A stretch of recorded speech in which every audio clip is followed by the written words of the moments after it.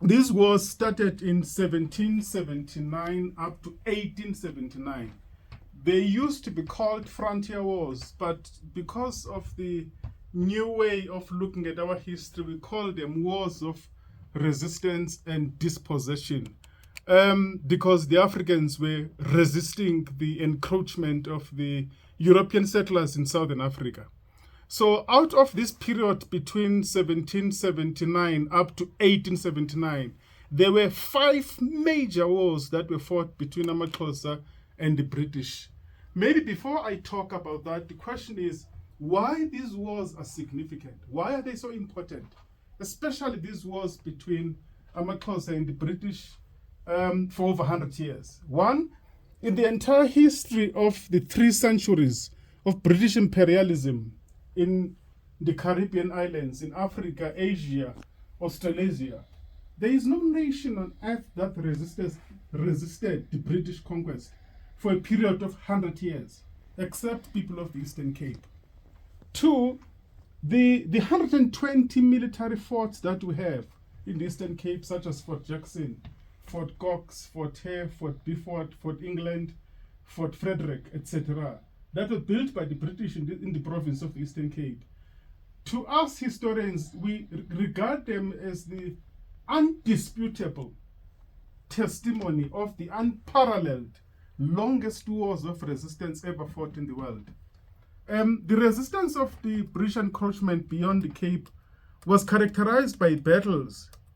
But if you look at this resistance in the context of the Eastern Cape, it was characterized by these longest, deadliest, devastating wars.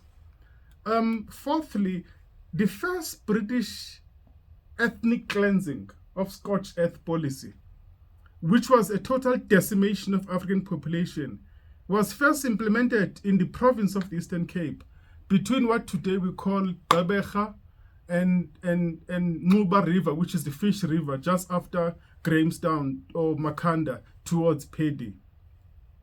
The royal leaders who were in the forefront of these wars, we may mention among other them, Prince Tungwa, who died in 1811 during that period.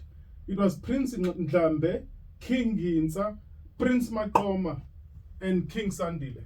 They found themselves having to lead agonizing wars in the coalface of the military brutality of the British imperialism in Southern Africa. The bone of conduct, or the bone of contention between AmaXhosa and the British forces, was characterized by these 5 major wars I mentioned earlier on. If you look at these wars, the first one occurred 1811 to 1812, where the governor, John Cradock, gave an instruction to Colonel Graham to evict AmaXhosa in that area that used to be called the Zufeld. So about 20,000 groups of AmaGunukhwebe and AmaNdlambe, which is the group of AmaXhosa, were evicted in that area and they were defeated.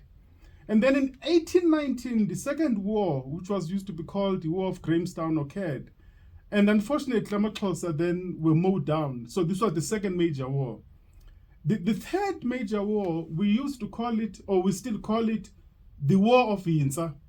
It happened in 1835.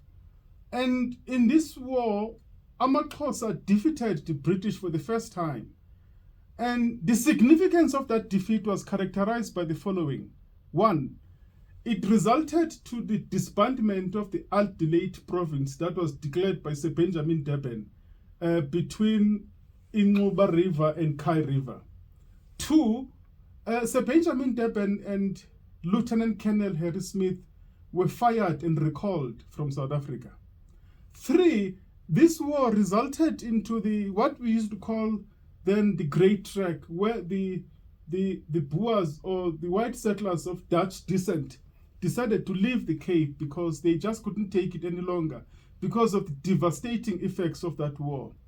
And they embark on what we call the Great Trek, crossing the Orange River to then what used to be called Orange Free State and the Transvaal.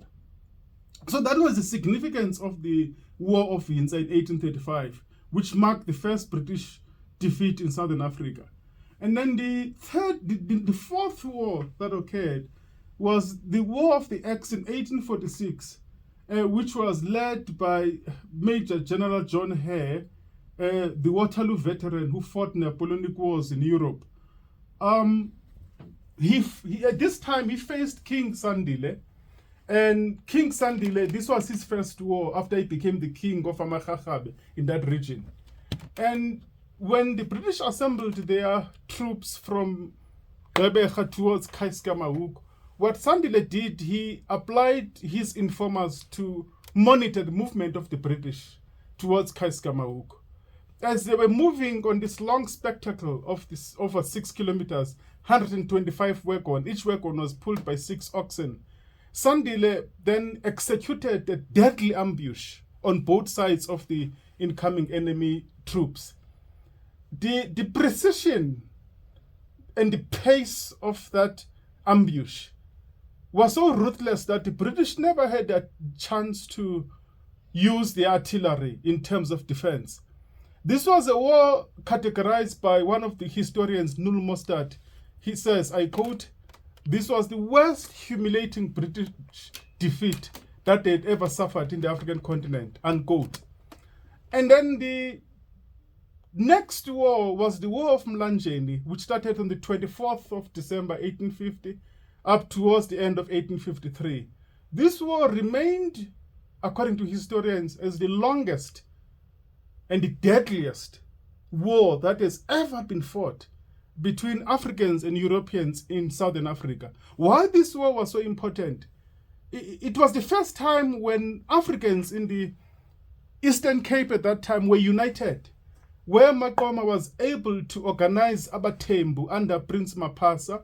He was able to organize the Khoisan people under Hermanus Matros, and then was able to organize AmaGcaleka under King Sakhile, and then AmaXhosa under King Sandile. So it was so significant that the Africans were united for the first time in that region in this war. Hence, it was the longest. But how this war was managed by AmaXhosa, they used a system of military rotation where they only had about 300 troops stationed around Mthonsi. It was so brutal that the British named Mthonsi Mount Misery, because average, out of every 500 troops that entered Mthonsi, only half of them came back alive. So that's why that war was so brutal. So that is the significance of these wars. Then eventually, through the first British biological weapon of cattle destruction in Southern Africa, then AmaXhosa then were defeated. But then in what I'm jumping into now is how then the whole conquest was achieved. It was achieved